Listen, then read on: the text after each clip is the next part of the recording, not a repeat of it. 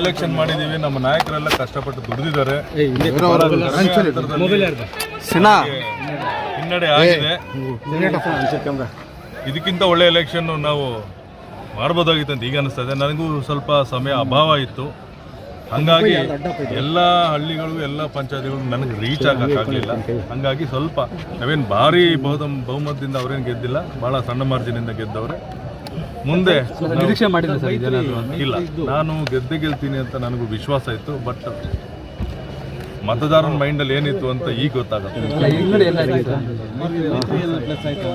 ಮೈತ್ರಿ ಅವ್ರದ್ದು ವರ್ಕೌಟ್ ಆಗಿದೆ ಸರ್. ಗುಂಪುಗಾರಿಕೆ ಇತ್ತು ಮೊದಲೇ, ಇಲ್ಲ ನನಗೆ ಚುನಾವಣೆ ಶುರುವಾದಾಗಲಿಂದ ಏನು ಗುಂಪುಗಾರಿಕೆ ನಮ್ಮಲ್ಲಿ ಕಾಣಲಿಲ್ಲ.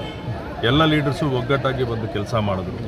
ಅವ್ರದ್ದು ಏನು BJP ಮತ್ತು JDS ಏನು ಕಾಂಬಿನೇಷನ್ ಇದೆ ವರ್ಕ್ ಆಗಿದೆ. ಇಲ್ಲ ಇಲ್ಲ, ಯಾವುದು ಒಳ್ಳೆ ಏಟು ಬಿದ್ದಿಲ್ಲ. ಬಂದ್ರು 2-3 ಸತಿ ಪ್ರಚಾರ.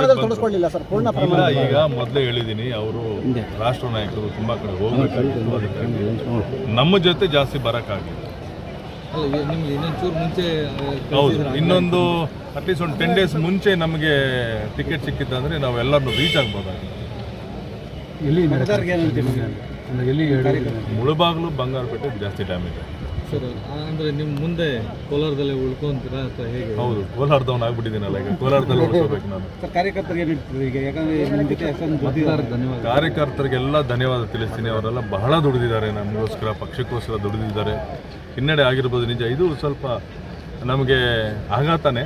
ಆದರೆ ಮುಂದೆ ಇದನ್ನು ನಾವು ಪಕ್ಷ ಕಟ್ಟುವಂಥ ಕೆಲಸ ಮಾಡಬೇಕು. ಇನ್ನು ಮುಂದೆ ಸುಮಾರು ಕೆಲಸ ಇದೆ, ಪಕ್ಷ ಕಟ್ಟಬೇಕು.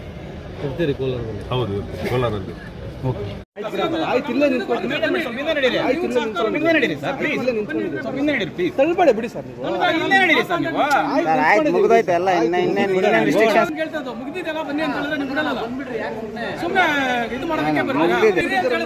ಆಯ್ತು ಎಲ್ಲ